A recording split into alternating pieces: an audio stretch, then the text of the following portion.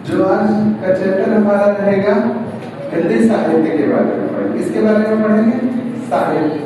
जैसे हिंदी जब साहित्य की बात करते हैं, अगर पूछे हिंदी साहित्य को कितने भागों में बांटा गया है, तो हिंदी साहित्य को जो भारतीय हिंदी परिषद है उसने 3 भागों में बांटा है।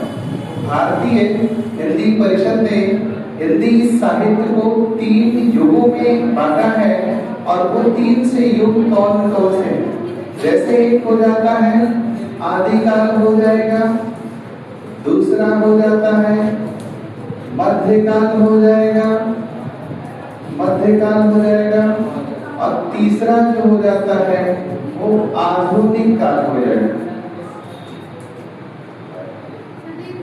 आधुनिक काल हो जाएगा। ठीक, अब एक बात देखो, अगर मुझे हिंदी साहित्य को कितने युगों में बांटा गया है? हिंदी परिषद जो होता है, भारतीय हिंदी परिषद, भारतीय हिंदी परिषद, जो भारतीय हिंदी परिषद है वो हिंदी को 3 युगों में बांटा हिंदी साहित्य को, आदिकाल, मध्यकाल और आधुनिक काल होता है। ठीक, ये जो आदिकाल होता है इसका समय 650 ईस्वी से लेके 1350 ईस्वी तक का समय होता है, और ये जो मध्यकाल होता है ये 1350 ईस्वी से लेके 1850 होता है। 1350 से लेके कहां तक होगा? 1850 हो जाएगा। 1350 से लेके 1850 ईस्वी हो जाएगा। और ये आधुनिक काल जो होता है 1850 से लेके अब तक का हो जाता है। ठीक, तो हिंदी साहित्य को भारतीय हिंदी परिषद ने 3 युगों में विभाजित किया है, आदिकाल, मध्यकाल और आधुनिक काल होता है। जो आदिकाल होता है इसका समय 650 ईस्वी से लेके 1350 ईस्वी तक का होता है। भारतीय हिंदी परिषद एक संगठन है। जैसे मान लो किसी व्यक्ति जैसे आचार्य रामचंद्र शुक्ल अलग तरीके से बांटेंगे, श्याम सुंदर दास अलग तरीके से बांटेंगे, तो ऐसे भारतीय हिंदी परिषद एक संगठन है, उसने भारतीय ये जो भारतीय साहित्य है ना, हिंदी साहित्य, उसको 3 युगों में डिवाइड किया। जैसे गणपति चंद्र गुप्त होते हैं, वो भी एक मतलब जैसे साहित्यकार होते हैं रामचंद्र शुक्ल जी, ऐसे गणपति चंद्र गुप्त भी एक साहित्यकार हैं। उन्होंने हिंदी को 3 युगों में बांटा। मतलब बहुत सारे लोग होंगे, अलग अलग तरीके से अलग अलग लोगों ने विभाजन किया है, लेकिन एक सर्वमान्य विभाजन निकाल। जैसे मान लो 10 लोग हो, एक विभाजन मतलब 10 लोगों में 6 लोगों ने एक ही बताया कि इसका समय यहाँ से आते हैं, और 4 लोगों में जो बचे हैं चारों 4 बताया, 2 1 बताए, 2 1 बताए, तो वो सर्वमान्य ना मान के जो सर्वमान्य होगा जिसमें 6 लोगों का मत है। तो ये अलग अलग विद्वानों ने अलग अलग तरीके से हिंदी साहित्य को विभाजित किया है, लेकिन जो हम लोग पढ़ेंगे वो किसी व्यक्ति के हिसाब से ना करेंगे, हम लोग एक सर्वमान्य विभाजन पढ़ेंगे हिंदी साहित्य का। और इसमें एक चीज आपको ये भी समझना है, जैसे अभी एक टीजीटी पीजीटी हिंदी साहित्य का क्वेश्चन रहता ना, तो उसमें पूछता कि फला व्यक्ति के अनुसार इस काल को कहां से कहां तक बांटा गया, तो अलग अलग विद्वानों ने अलग अलग विभाजन दिया। तो हमें अलग अलग नहीं पढ़ना, हमें हिंदी साहित्य का विकास पढ़ना। वनडे एग्जाम में सिर्फ साहित्यिक रचनाएं हमें लेना, लेकिन मैं काल विभाजन आपको इस तरह से पढ़ा दूंगा कि भाई जब पूछिए तो आप आसानी से बता दो, अनुमान लगा। ठीक, तो जैसे आदिकाल का बात करता है तो 650 से लेके 1350 हो जाएगा, मध्यकाल की बात करेगा 1350 से लेके 1850 हो जाएगा, और आधुनिक काल की बात करेगा तो 1850 से लेके अब तक का समय हो जाता है। ये जो मध्यकाल होता है इसको 2 भागों में बांट देते हैं। एक हो जाता है पूर्व मध्यकाल, और दूसरा जो हो जाएगा उसे उत्तर मध्यकाल कहते हैं। तो मध्यकाल कितने प्रकार का हो जाएगा? 2 प्रकार का। एक कौन हो जाएगा? पूर्व मध्यकाल हो जाएगा, और दूसरा क्या हो जाएगा? उत्तर मध्यकाल हो जाएगा। जो पूर्व मध्यकाल होता है इसको भक्ति काल के नाम से जानते हैं, और जो उत्तर मध्यकाल होगा इसको रीतिकाल के नाम से जानेंगे। किस नाम से? रीतिकाल के नाम से जानेंगे। और ये जो भक्ति काल है इसका समय 1350 ईस्वी से होता है, और ये 1650 ईस्वी तक का होता है, और ये 1650 ईस्वी से लेके 1850 ईस्वी तक का होता है।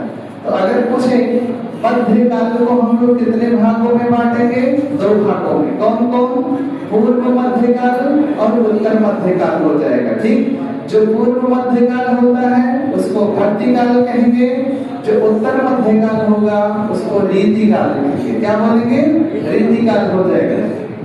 और जो भक्ति काल का समय बोलेंगे वो 1350 ईस्वी से लेके 1650 ईस्वी तक का हो जाएगा, और रीति काल जो होगा 1650 ईस्वी से लेके 1850 ईस्वी तक का हो जाएगा। ठीक, अब वही बात करते हैं, ये जो भक्ति काल है इसमें भी 2 हो जाता है। भक्ति काल में कितने भाग हो जाएगा? 2 हो जाएगा। एक हो जाएगा, पहले हो जाएगा सगुण भक्ति धारा और दूसरा हो जाएगा निर्गुण भक्ति धारा। तो सगुण में जिसमें साकार ब्रह्म की उपासना होती है, जिसमें ईश्वर का कोई रूप होता है, तो जब सगुण होगा इसमें 2 होगा, एक रामाश्रयी शाखा होगा, एक कृष्णाश्रयी होगा। एक होगा रामाश्रयी मतलब राम से संबंधित रचनाएं लिखी रहेंगी, और एक में हो जाएगा कृष्णाश्रयी शाखा हो जाएगा।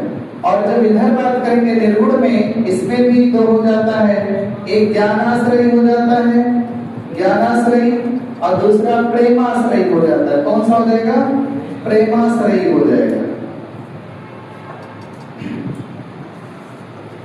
प्रेमाश्रयी शाखा हो जाएगा। तो जैसे देखो, अगर हमने बात किया भक्ति काल को आप कितने भागों में बांटोगे? 2। कौन कौन सा? कौन सा?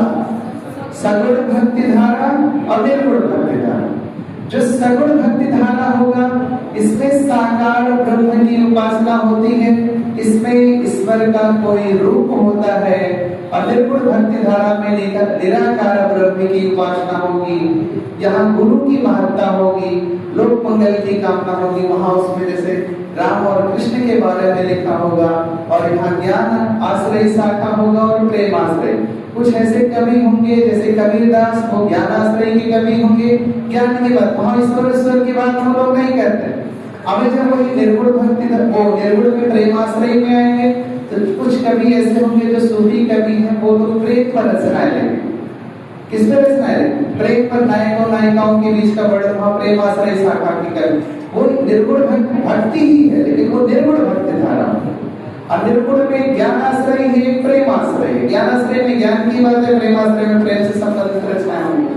अब वही जब सगुण की बात कर रहे हैं, एक कुछ ऐसे कवि होंगे जो राम जी पर आधारित रचनाएं लिखेंगे, और कुछ कवि ऐसे होंगे जो कृष्ण पर आधारित रचनाएं लिखेंगे। तो भक्ति काल को आप कितने भागों में बांटोगे? 2 भागों में। कौन कौन सा? सगुण भक्ति धारा और निर्गुण भक्ति धारा हो जाएगा।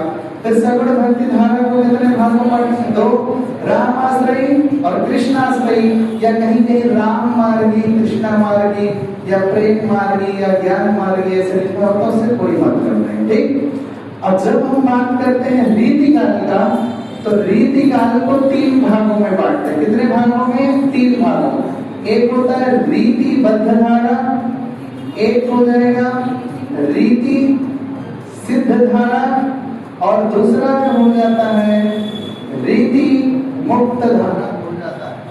तो अगर आपसे पूछे कि हमें बताओ रीति काल के कितने भेद होते हैं या कितने प्रकार से हम विभाजित किए हैं, तो 3 प्रकार से किए हैं। रीतिबद्ध धारा, रीति सिद्ध धारा और रीति मुक्त धारा हो जाता है। क्या चीज? वो धारा यहाँ वो बोला जाता है, रीतिबद्ध धारा, रीति मुक्त धारा, रीति सिद्ध धारा, उससे कोई मतलब नहीं है। आप समझो, अभी जब हम बात करते हैं इसका,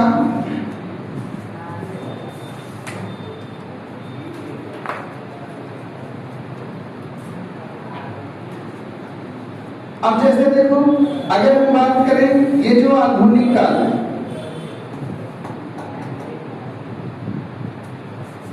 ये आधुनिक काल है, इसको भी हम कई कालखंडों में बांटते हैं। जैसे एक हो गया भारतेंदु युग हो गया, भारतेंदु युग हो गया, फिर इसके बाद द्विवेदी युग हो गया,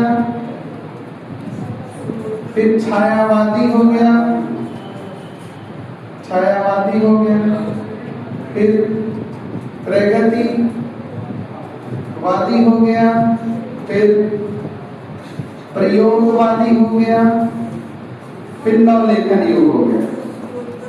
नवलेखन युग हो गया। तो ये जो आधुनिक काल है, आधुनिक काल, हाँ भैया क्या शुक्ल, ये जो छायावादी युग बोला जाता है उसी को शुक्लोत्तर युग बोला, जैसे छायावादी युग को शुक्ल युग बोल दिया जाता है, और जो छायावाद के बाद जैसे प्रगति प्रयोग नवलेखन को शुक्लोत्तर युग बोल देते हैं। आप समझो, जो छायावादी युग है उसी को शुक्ल युग के नाम से जानते हैं। अब कहीं कहीं जो शुक्लोत्तर युग आप बोल रहे हो उसी को हम छायावादोत्तर युग बोलते हैं, कि मतलब छायावाद के बाद का समय। अब ये जो छायावादी है इसी युग को ही शुक्ल युग के नाम से जाना जाता है। छायावादी युग को ही किस नाम से जाना जाएगा? किस नाम से? शुक्ल युग के नाम से जाना जाएगा। किस युग से? शुक्ल युग के नाम से जाना जाता है। तो ये जो भारतेंद्र युग होगा ये 1850 ईस्वी से लेके ये जो होता है 1900 ईस्वी तक का होता है, और द्विवेदी युग 1900 से लेके 1918 होता है, और ये 1918 से 1936 हो जाएगा, ये 1936 से 1943 हो जाएगा, 1943 से 1953 हो जाएगा, 1953 से अब तक का ये समय हो जाएगा। अब बात समझो, जो द्विवेदी युग है किसी किसी विद्वानों ने इसको ऐसे बोला कि 1900 ईस्वी से लेके 1918 है, किसी ने कहा कि 1900 से लेके 1919 है।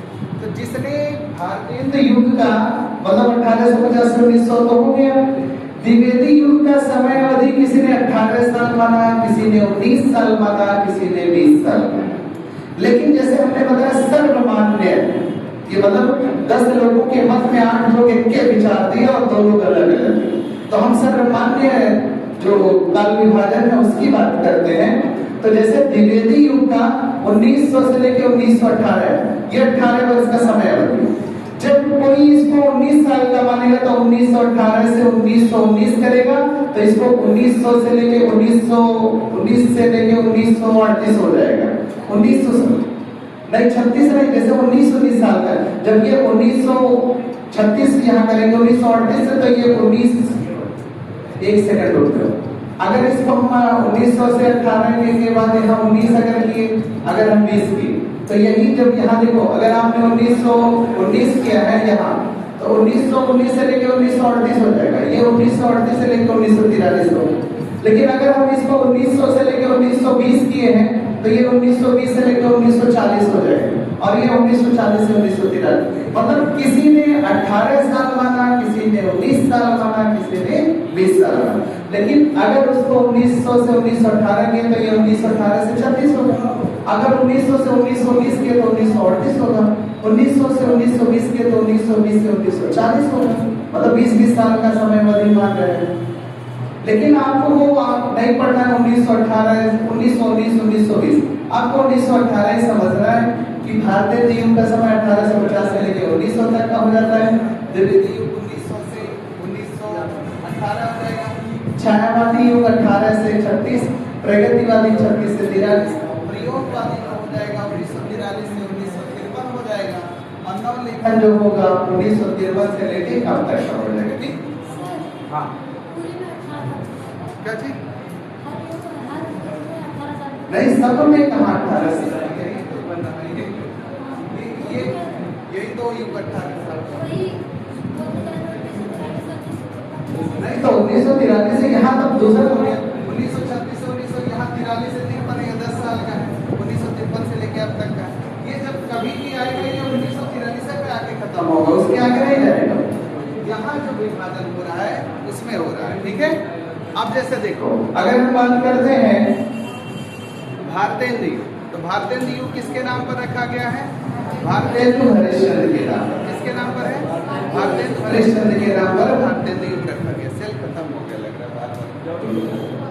अब जैसे देखिए अगर बात करते हैं द्विवेदी युग का, द्विवेदी युग किसके नाम पर रखा गया है?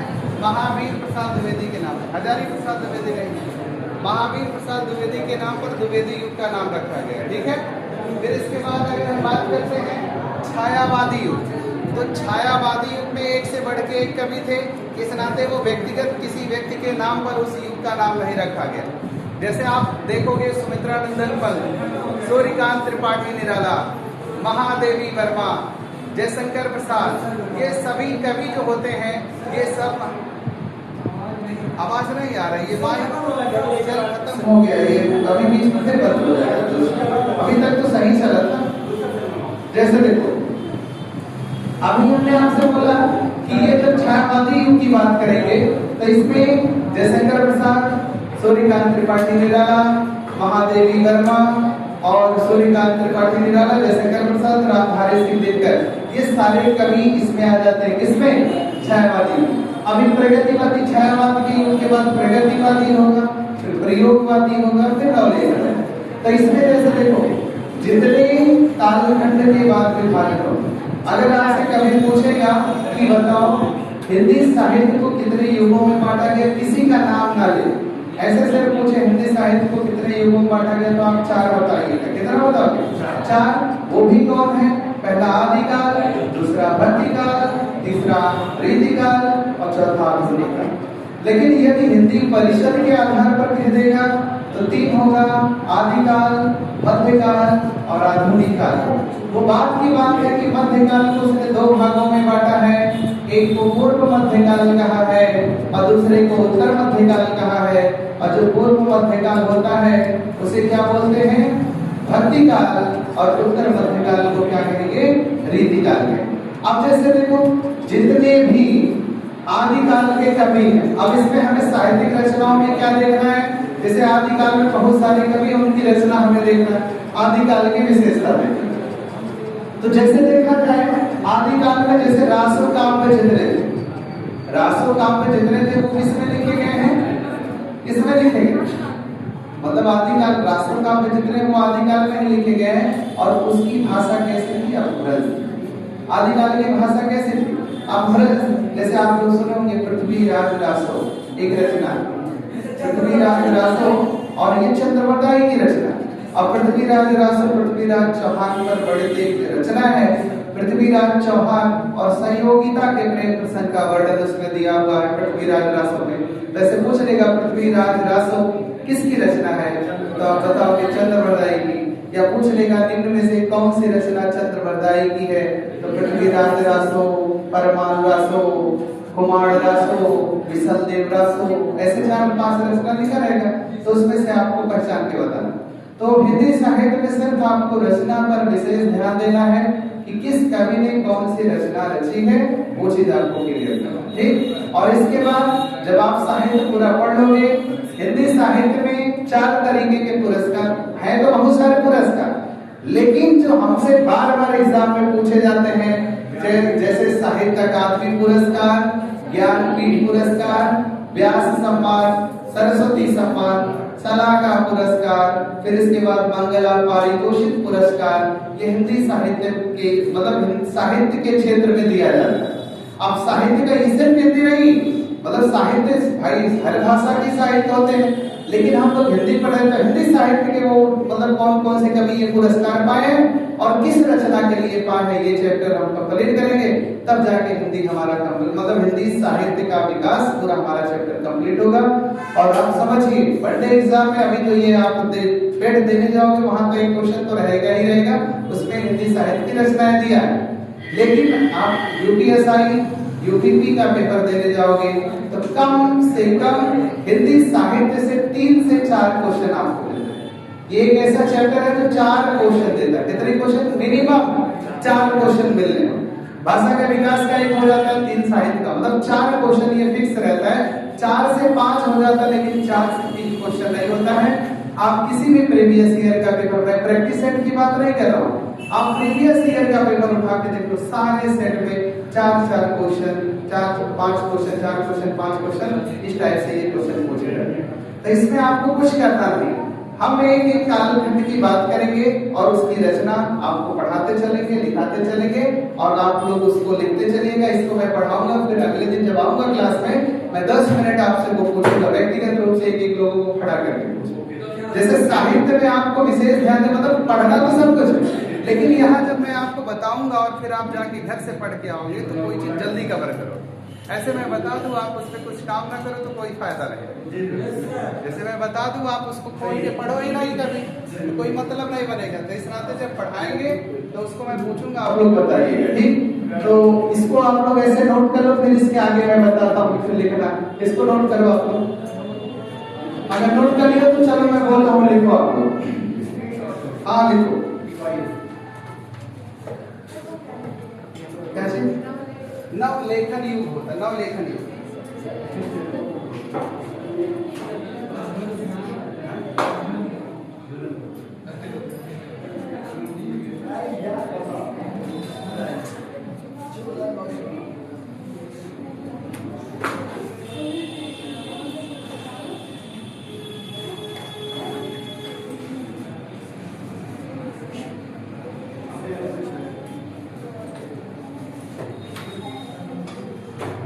जैसे देखो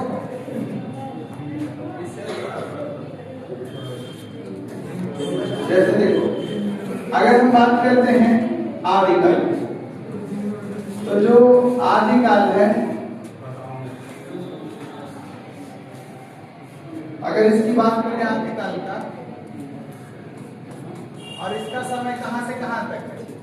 650 ईस्वी से लेके 1350 ईस्वी तक का हो जाएगा। अब 1650 1350 जैसे देखो, अब मैं बात कर रहा हूं नामकरण।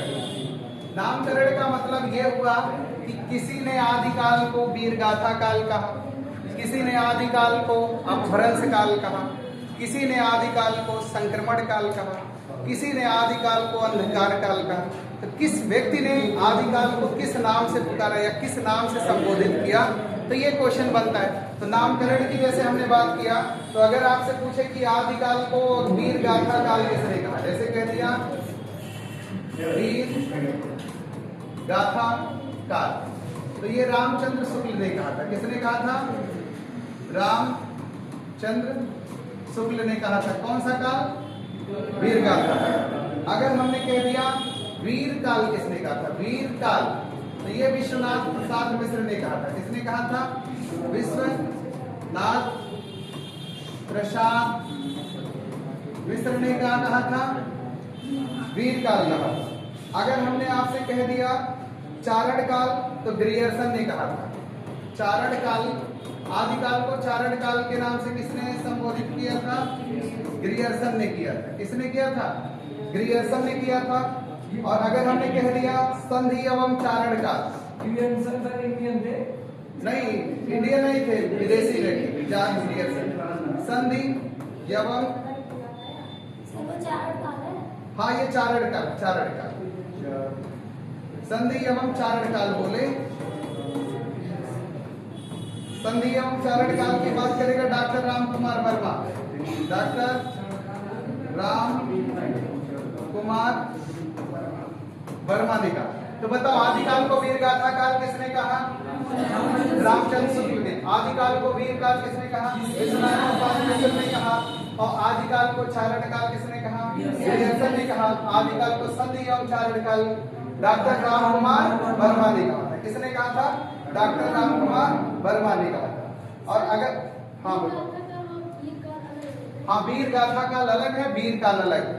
और आदिकाल को आदिकाल किसने कहा था? ये वेरी वेरी इंपॉर्टेंट पॉइंट होता। आदिकाल किसने कहा था? तो आदिकाल को आदिकाल किसने कहा था बताओ? हजारी प्रसाद द्विवेदी ने कहा था। किसने कहा था? हजारी प्रसाद द्विवेदी ने कहा था। इसमें अगर सारा ना याद रखो, लेकिन आपको ये याद रखना है वीरगाथा काल और आदिकाल और वीर काल, ये तीनों बहुत पूछता है कि आदिकाल को वीरगाथा काल के नाम से किसने संबोधित किया था? और रामचंद्र शुक्ल ने।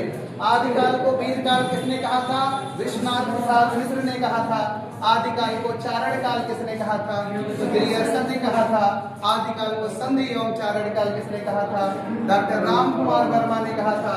और आदिकाल को आदिकाल किसने नाम दिया था? तो हजारी प्रसाद द्विवेदी ने दिया था। किसने दिया था? हजारी प्रसाद द्विवेदी ने। और अगर हम बात करें आदिकाल की भाषा की, अगर मैं आपसे पूछूं कि बताओ आदिकाल की भाई, ये तो नामकरण हो गया, एक पॉइंट बना। और यही अगर मैं बात करूं कि आदिकाल की भाषा कैसी थी, तो आदिकाल की भाषा याद रखना कैसी भाषा थी? अपभ्रंश भाषा। कैसी थी? अपभ्रंश।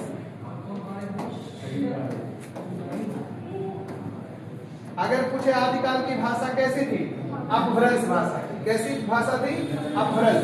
अब यही बात करते हैं, हाँ, अपभ्रंश एक भाषा, जैसे पाली, प्राकृत, अपभ्रंश, फिर इसके बाद हिंदी आया है। तो ये हिंदी का विशुद्ध रूप जो था वो अपभ्रंश भाषा। हिंदी के पहले की जो भाषा थी उसे अपभ्रंश कहते हैं। तो हिंदी 1000 ईस्वी के बाद आना मतलब प्रारंभ हुआ था। इसके पहले की ये रचनाएं 650 ईस्वी की हैं, तो उस समय अपभ्रंश भाषा प्रचलित थी। कौन सी भाषा? अपभ्रंश। तो अगर आपसे पूछे आदिकाल की भाषा कैसी थी? अपभ्रंश। अब देखो, अगर विशेषता पूछे कि बताओ आदिकाल की विशेषता क्या है, तो विशेषता में युद्धों का वर्णन था। क्या था? युद्धों का वर्णन होता था। और फिर इसके बाद अगर हम बात करते हैं वीर रस व श्रृंगार रस की प्रधानता, वीर रस व श्रृंगार रस की प्रधानता होती थी। वीर रस व श्रृंगार रस की प्रधानता। और फिर इसके बाद आदिकाल की विशेषता। अभी तो आदिकाल पढ़ रहे हैं ना, तो जैसे पूछे विशेषता क्या थी आदिकाल की, तो आदिकाल की विशेषता ये है कि उसमें युद्धों का वर्णन है। जितने भी रचनाएं लिखी गई हैं ज्यादातर युद्धों का वर्णन है। और वीर रस व श्रृंगार रस की प्रधानता है। नारी सौंदर्य का चित्रण है। इतिहास के विरुद्ध है। प्रामाणिकता संदिग्ध है। इतिहास के विरुद्ध क्यों बोला जाता है? क्योंकि इसका कोई मतलब प्रमाण है, लेकिन जैसे अतिशयोक्ति है, बहुत बढ़ा चढ़ा के बोला गया है। इस नाते इसको क्या बोला गया है? इतिहास के विरुद्ध है। इसकी प्रामाणिकता संदिग्ध है। नारी सौंदर्य का चित्रण है। प्रकृति चित्रण है। युद्धों का वर्णन है। श्रृंगार रस व वीर रस की प्रधानता का वर्णन है। ये किसकी विशेषता है? आदिकाल। अब एक बात इसमें जैसे हमें देखना है, इसमें वीर रस व श्रृंगार रस की प्रधानता है। प्रामाणिकता संदिग्ध है। प्रामाणिकता क्या है? संदिग्ध है। और फिर इसके बाद नारी सौंदर्य का चित्रण है। सौंदर्य का चित्रण है आदिकाल में जितनी भी रचना है। और प्रकृति चित्रण है। प्रकृति के भी चित्रण की बात करता है कौन? आदिकाल। तो ये आदिकाल की क्या हो जाती है? विशेषता। तो बताओ आदिकाल की विशेषता क्या है? युद्धों का वर्णन, वीर रस व श्रृंगार रस की प्रधानता, प्रामाणिकता संदिग्ध, नारी सौंदर्य का चित्रण, प्रकृति चित्रण, और एक कह सकते हैं इतिहास के विरुद्ध है। इतिहास के विरुद्ध मतलब इसमें जितनी भी रचनाएं लिखी गई हैं ज्यादातर जिसमें कवि होते थे दरबारी कवि होते थे। और दरबारी कवि राजाओं की चटुकारिता में किसी चीज को बहुत बढ़ा चढ़ा के लिख देते थे। अब जैसे होता ना कि आज के समय पत्रकारों की स्थिति है, मतलब जैसे जो चीज वास्तविकता होना चाहिए उसको दिखाना चाहिए किसी जगह पे। अगर मान लो किसी के दमिश में वो गलत तरीके से कोई चीज दिखा रहा है, तो वही स्थिति पहले थी। तो इसमें समझो कि इतिहास के विरुद्ध इस नाते बोला जाता है क्योंकि इतिहास जो होता है हमारा प्रमाण पे चलता है। तो उसका कोई प्रमाण है। जैसे आप वो सुने होंगे पृथ्वीराज रासो के, मतलब पृथ्वीराज चौहान जैसे सुने होंगे ना, इनके दो सेनापति जैसे कौन, आल्हा और उदल का नाम, मतलब उनसे युद्ध लड़े थे। ये बुंदेलखंड के राजा के मतलब वो सेनापति थे। कहते एक के मारे दुई मर जाए, तीसरा खाए मर जाए, ऐसे सुने हो ना। जय दिन जन्म हुआ उदल के धरती धसी 2.5 हाथ, ऐसे बोलते हैं कि मतलब ये सब अतिशयोक्ति नहीं लग रहा है कि उसमें लिखा हुआ है कि जन्म हुआ कि धरती के 2.5 हाथ नीचे धस गए। तो ये सब क्या है? प्रमाणिक इतिहास के विरुद्ध नहीं है।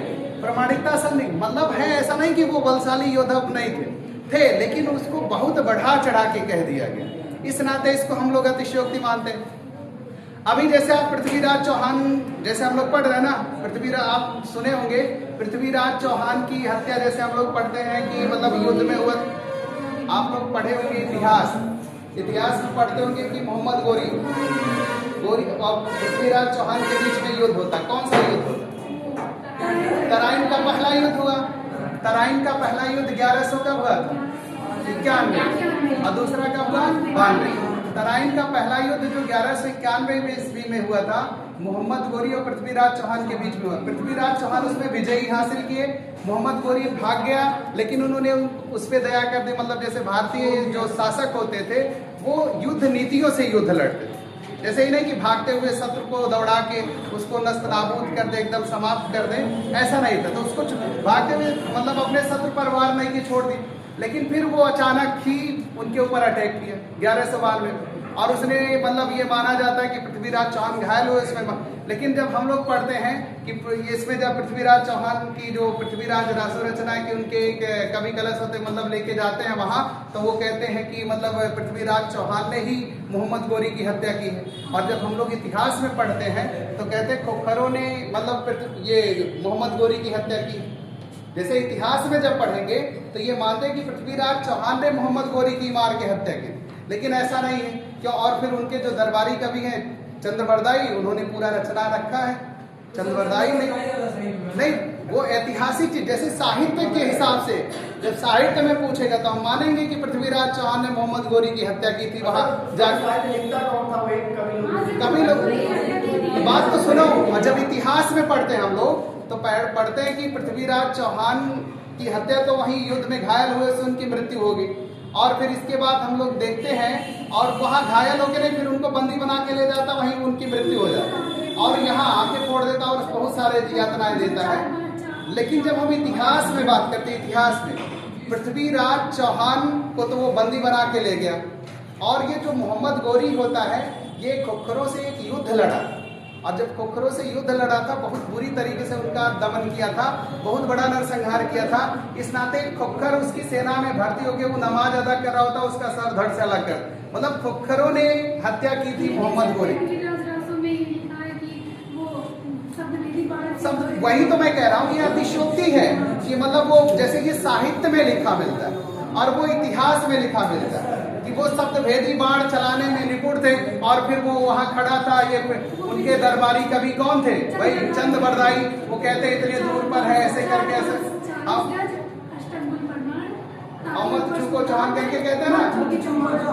लेकिन वो दूसरी चीज, ये साहित्यिक रचना में हम लोग पढ़ते हैं। जब साहित्य के दृष्टि से देखेंगे तो मानेंगे कि हाँ मोहम्मद गोरी की हत्या पृथ्वीराज चौहान ने की, लेकिन जब ऐतिहासिक दृष्टि से देखेंगे तब वो खोखरों ने हत्या की थी। मोहम्मद गोरी ने इनको बंदी बना के ले गया और वहीं इनकी मृत्यु हो गई थी, इन्होंने उनको नहीं मारा था।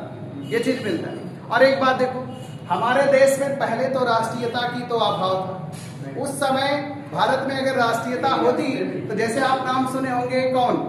जयचंद। जो जयचंद मतलब देशद्रोही कहें, गद्दार कहें, जो भी चीज कहें, कि उसने ही मतलब किसको बुलाया था? मोहम्मद गोरी को आमंत्रित किया था ना। मोहम्मद गोरी को आमंत्रित किया युद्ध करने के लिए। जैसे आप जयचंद का नाम लेते हैं तो इसने किसको बुलाया था? मोहम्मद गोरी को आक्रमण करने के लिए, मतलब जैसे। और इसने क्यों बुलाया था, एक कारण ये भी समझो। जयचंद की एक पुत्री थी जो संयोगिता, और वो पृथ्वीराज चौहान सगे भांजे थे, उनकी बहन की बेटे थे पृथ्वीराज चौहान किसके? जयचंद के। लेकिन इन दोनों के बीच प्रेम प्रसंग था और जयचंद पसंद नहीं करता था पृथ्वीराज चौहान को, और वो अपने बेटी का स्वयंवर रचता है और वो तलवार के बल पे उसे स्वयंवर के ही दिन लेके चले जाते हैं। तो अपने प्रतिशोध का बदला लेने के लिए, जैसे वो अपने प्रतिशोध का बदला लेने के लिए कि मतलब वो सोचा कि हम अकेले तो लड़के जीत नहीं पाएंगे। और उस समय उसने क्या किया? मोहम्मद गोरी को आमंत्रित किया कि आओ भारत पर आक्रमण करो, पृथ्वीराज चौहान का शासन है दिल्ली पर, हम तुम्हारी सहायता करेंगे। और फिर वो बुलाता है, और ये बुलाने के बाद सहायता उसकी नहीं करते, सोचता है कि जैसे और सब लोग आए थे ना आक्रमणकारी, जैसे वो कौन सा सिंध आक्रमण जो किया था मोहम्मद बिन कासिम, से पैसा वैसा लूट के लेके चले जाएंगे। लेकिन उसकी विचारधारा भाई दूसरा हो गई। वो आया, लूटा, फिर अपने गुलामों को ही यहाँ का शासन दे दिया। और सोचे थे लूट कर चला जाएगा, फिर हम यहाँ मतलब वो मारा जाएगा, हम यहाँ के शासक बन जाएंगे। वो दूसरे दो धारी बात की, मतलब उसको मरवा भी देंगे और फिर अपना शासक भी बन जाएंगे। लेकिन वो क्या किया? युद्ध लड़ा। और 1194 में चंदावर का युद्ध भी आप सुने होंगे। चंदावर का युद्ध किसके बीच में हुआ? पृथ्वीराज चौहान नहीं, सॉरी, गोरी और जयचंद के बीच में हुआ। और इसमें किसकी पराजय होती? जयचंद पराजित हुए। तो अगर देखेंगे गोरी 3 युद्ध लड़ा, बढ़िया युद्ध। पहला तो तराइन का 1191 में वो हार गया। दूसरा पृथ्वीराज चौहान जीते थे, गौरी हारा था। दूसरा जो हुआ 1192 में तराइन का हुआ, उसमें गौरी जीता, पृथ्वीराज चौहान की पराजय। और 1194 में चंदावर का युद्ध हुआ, जो जयचंद और गौरी के बीच में हुआ, और गौरी ने जयचंद को पराजित किया। और यहाँ फिर उनकी लालसा जो थी भारत का सम्राट बनने का, वो भी समाप्त हो गया।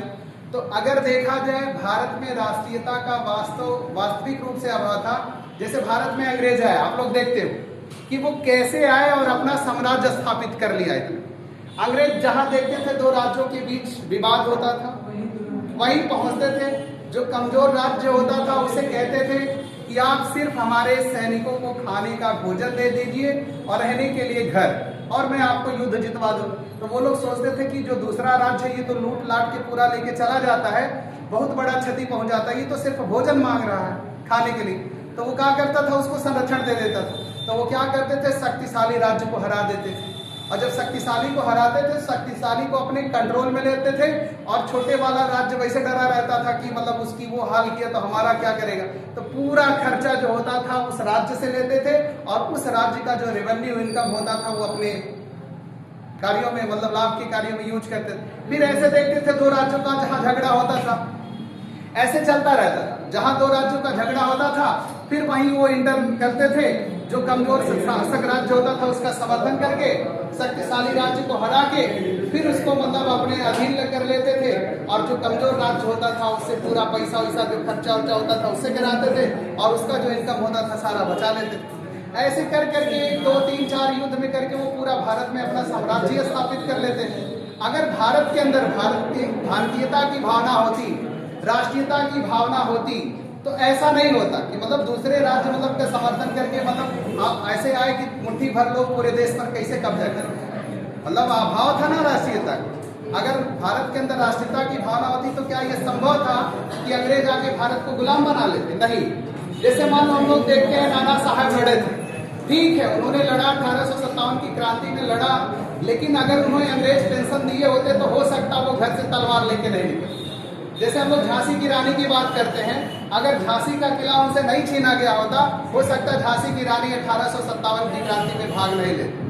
जैसे बेगम हजरत महल का नाम सुनते हैं, 1857 की क्रांति में जो अवध के नवाब की पत्नी थी वो भाग ली। अगर अवध को प्रशासन के आधार पर छीना नहीं गया होता, हो सकता वो घर से नहीं निकलते। तो लोग निजी स्वार्थ, व्यक्तिगत स्वार्थ, वो तो बात की बात है, बाद में धीरे धीरे करके राष्ट्रीय चेतना है, लेकिन शुरू में लोगों के अंदर भारतीयता की भावना नहीं थी, राष्ट्रीयता की भावना का अभाव था।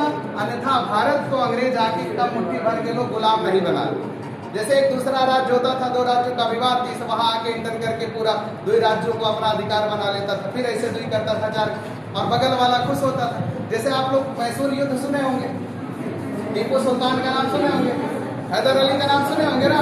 अब हैदर अली तो लड़ता अंग्रेजों से, मतलब बढ़िया युद्ध लड़ा, पहला मैसूर का युद्ध लड़ा, दूसरे में वो मारा गया, फिर उसका बेटा टीपू सुल्तान शासक बना। लेकिन अंग्रेजों ने हैदराबाद के निजाम को ऑफर दिया, मराठाओं को ऑफर दिया कि आप मेरी सहायता कर दो, इसको हरवा दो, हम आपका मराठा कभी नहीं छुएंगे और हैदराबाद में। यही हैदराबाद के निजाम लोग और मराठा लोग मिलकर अंग्रेजों के साथ युद्ध लड़े, टीपू सुल्तान को युद्ध से हरवा दिया।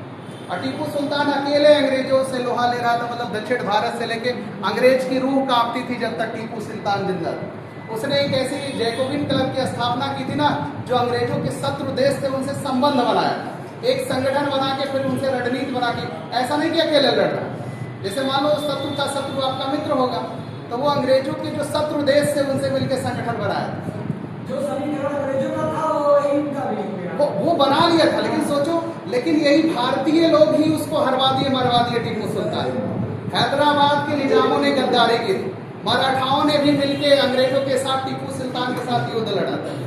जो मराठा हम लोग पढ़ते हैं ना, मराठा लोग भी अंग्रेजों के साथ मिलकर टीपू सुल्तान को हरवाया था, अन्यथा टीपू सुल्तान अंग्रेजों का कब का भगा दिया हो। और अलग भी लोग, और जैसे देखते हैं ना, एक तरीके से ये क्या है, अगर भारत के अंदर राष्ट्रीयता की भावना होती तो ऐसा संभव था नहीं। आप विदेशी शक्तियों का समर्थन कर रहे हैं और जो भारत के अंदर राष्ट्रीय शक्तियां उनका विरोध कर रहे हैं, तो यही कारण था। आप देखोगे ये आदिकाल की मतलब आदिकाल का एक विशेषता होगा कि राष्ट्रीय भावना का अभाव। या राष्ट्रीय चेतना का अभाव था। आप बोलोगे युद्धों का वर्णन था। जितने भी रासो काव्य लिखे गए हैं सारे के सारे रासो काव्य में युद्ध का ही वर्णन है। वीर रस व श्रृंगार रस की प्रधानता है, इसमें श्रृंगार रस की प्रधानता है। जितने भी युद्ध लड़े गए ज्यादातर उसमें प्रेम प्रसंग पे ही, एक दूसरे के प्रेम प्रसंग पर ही। जैसे गंधर्व विवाह आप पढ़ते हो इतिहास में कि मतलब जो गंधर्व विवाह होता था वो क्षत्रिय लोग ज्यादा करें। गंधर्व विवाह वो प्रेम प्रसंग में विवाह होता था। जैसे आप लोग पढ़े होंगे विवाह क्या तरीके का होता, 8 तरीके का होता। 4 विवाह नीक विवाह होता, 4 खराब विवाह। नीक विवाह कौन कौन, नीक विवाह कौन कौन होता, खराब वाला कौन, मतलब अच्छा वाला विवाह। देखो पहला जो होता आर्य प्रजापत, ब्रह्म देव आर्य और प्रजापत, ये 4 अच्छे विवाह माने जाते। ब्रह्म देव आर्य और प्रजापत ये 4 विवाह अच्छे विवाह माने जाते थे। और जो 4 खराब विवाह माने जाते थे गंधर्व, असुर, राक्षस और पिशाच। नमुआ वैसे है असुर, राक्षस और पिशाच, तो ये खराब विवाह माने जाते। खरीद लिया जाता, खरीद लेते थे, खरीद मतलब पिता के, मतलब लड़की के पिता को लड़का का पिता दहेज मतलब देता था, उल्टा पैसा देके खरीद के लेके चला, मतलब इस टाइप का होता। और गंधर्व विवाह जो प्रेम प्रसंग में होता था, जो आज के समय में वैलिड है, पहले के समय में अगर ऐसा लोग कर देते थे उसको समाज से बहिष्कृत कर देते थे। उसके घर उठना बैठना खाना पीना कोई चीज नहीं रखते थे। मतलब पहले की स्थिति में वो बुरे तरीके का विवाह माना जाता था गंधर्व विवाह। लेकिन वो ज्यादातर क्षत्रिय लोग, उसमें होता ना कि इतिहास में वर्णित है कि क्षत्रिय लोग गंधर्व विवाह करते, तो वो है जितने भी लिखे गए हैं वो श्रृंगार रस की प्रधानता ही रासो काव्य में। प्रमाणिकता हमने संदिग्ध बताया, क्यों? क्योंकि उनका कोई प्रमाण मतलब है ऐसा नहीं, लेकिन इतना बढ़ा चढ़ा दिए कि उसकी प्रमाणिकता पर हमें संदेह हो जाता है। इतिहास के विरुद्ध बोल देते हैं हम। क्यों इतिहास के विरुद्ध बोल रहे हैं? क्योंकि जो हमारा इतिहास है वो प्रमाणों पे चलता है। जैसे इतिहास जो हमारा प्रमाण की बात करता है, इतिहास किसकी बात करता है? प्रमाण की बात करता है। और वही नारी सौंदर्य की चित्रण की बात हम कह रहे हैं, तो ये जो आदिकाल है इसमें नारी सौंदर्य के चित्रण की बात किया गया, प्रकृति के चित्रण की बात किया गया है, तो ये आदिकाल की विशेषता है। तो बताइएगा, राष्ट्रीयता का अभाव था, युद्धों का वर्णन था, वीर रस व श्रृंगार रस की प्रधानता थी, प्रमाणिकता संदिग्ध था, इतिहास के विरुद्ध था, नारी सौंदर्य का चित्रण था और प्रकृति का चित्रण था। तो पहला आपने क्या पढ़ा है? नामकरण। और दूसरा आपने क्या बताया? भाषा। और तीसरा क्या बताया? विशेषता बताया। अब चौथे पॉइंट की बात करते हैं। अगर इसमें चौथा पॉइंट देखें, परिस्थितियों की बात करते हैं।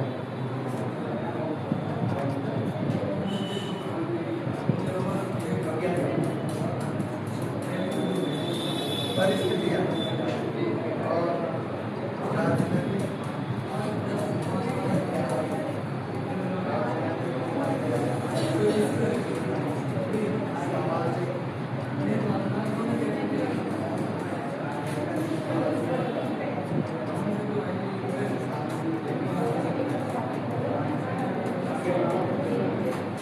अब देखो, अगर हम आदिकाल की परिस्थितियों की बात करते हैं तो राजनीतिक परिस्थिति क्या थी उस समय? आदिकाल के समय हमारे देश में केंद्रीय शक्तिशाली सत्ता का अभाव, मतलब ऐसी कोई शक्ति नहीं थी उस समय जो भारत को एक धागे में पिरोए रखे कि मतलब भारत भारत है।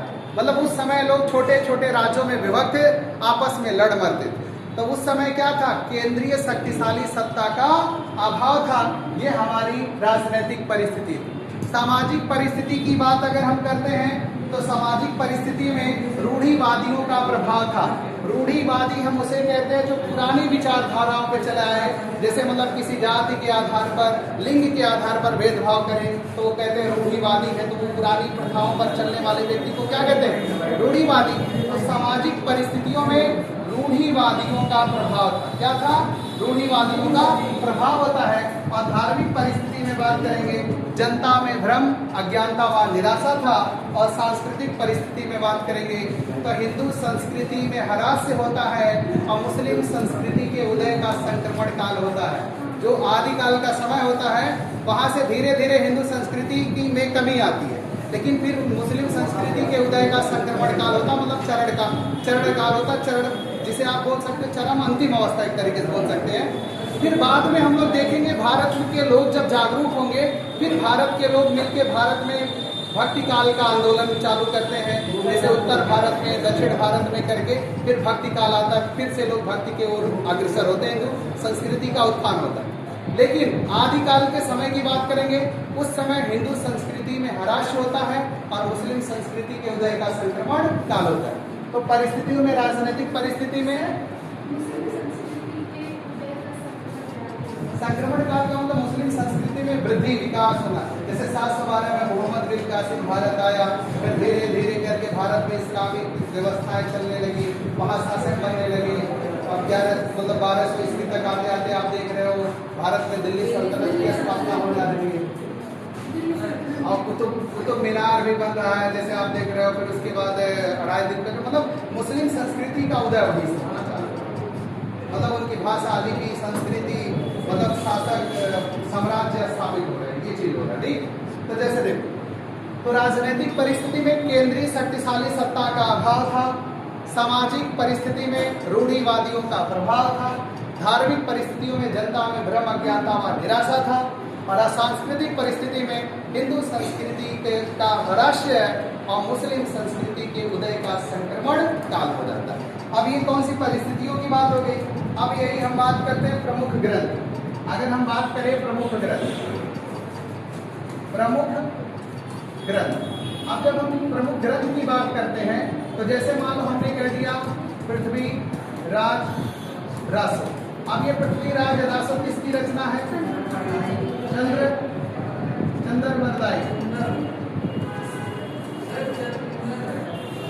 चंद्रबरदाई होता है, चंद्रबरदाई।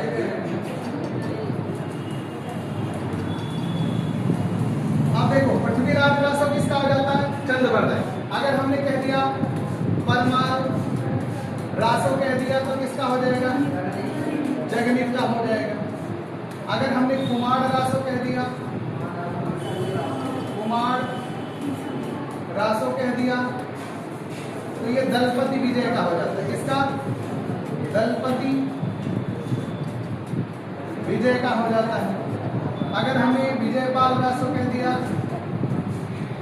विजयपाल रासो, विजयपाल रासो किसका है?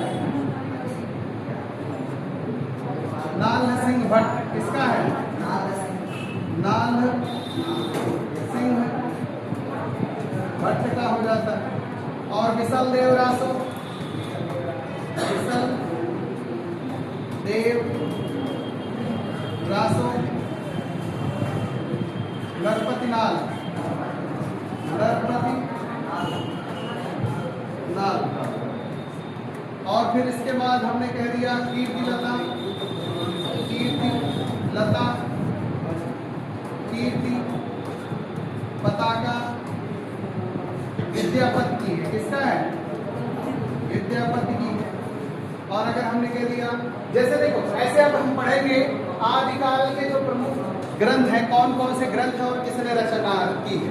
ये सबसे ज्यादा जो पूछा जाने वाला रचना है, यही सबसे पूछा। अभी तो और सारे हैं लेकिन आपको सिर्फ पढ़ना यही। लेकिन हमने आपको नामकरण भी बताया, फिर उसके बाद हमने भाषा भी बताया, हमने परिस्थितियां भी बताई और हमने विशेषता भी आपको बताई।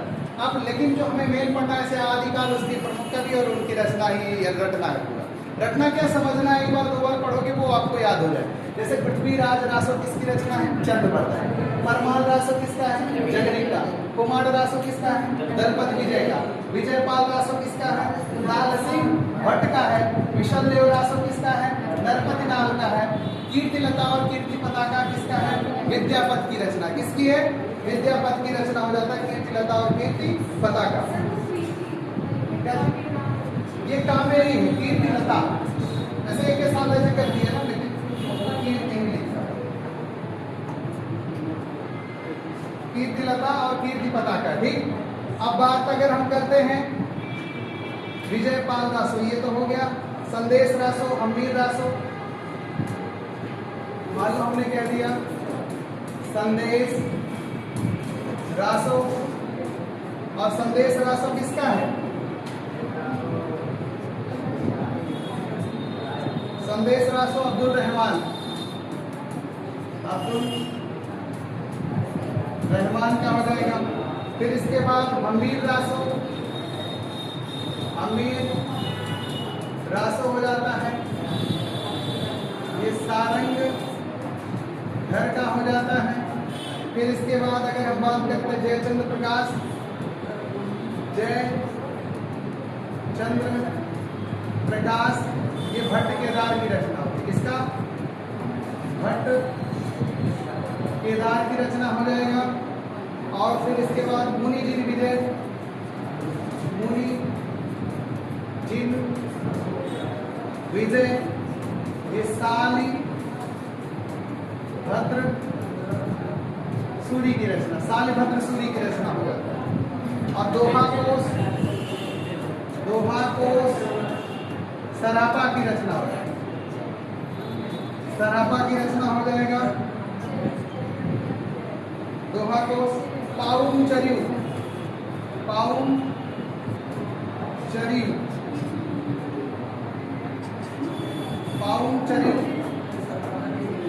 स्वयं भू की रचना हो जाता है। और रेवंत गिरिरास, रेवंत गिरी रास की बात करेंगे तो रेवंत गिरी रास हो जाता है विजय सेन सूरी, विजय सेन सूरी की रचना हो जाएगा।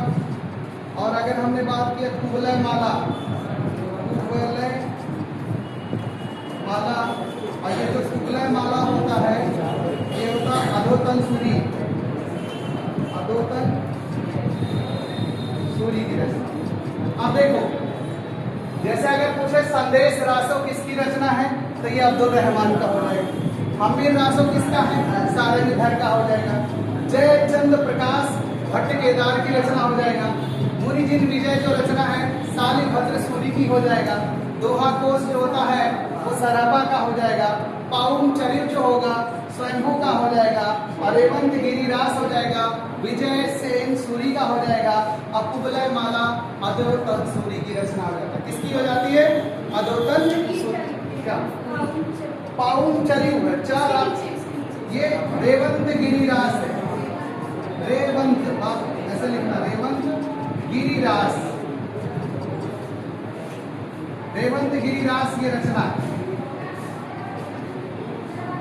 विजय सेन सूरी की रचना है, विजय सेन सूरी। तो जैसे देखो अगर आप इतना पढ़ ली, जैसे इधर देखो प्रमुख ग्रंथ में ये आपने देखा 1 2 3 4 5 6 6 इधर हुआ। और ये इसको लिख रहे हो क्या?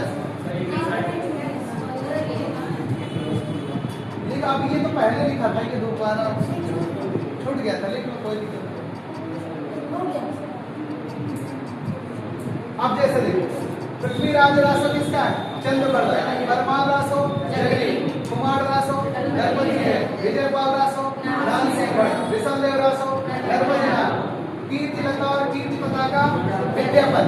एक पदावली रचना है, पदावली, ये भी विद्यापत की ही रचना है। ये 3 रचना है, कीर्तिलता, कीर्ति पताका और पदावली। ये किसकी रचना है? विद्यापत।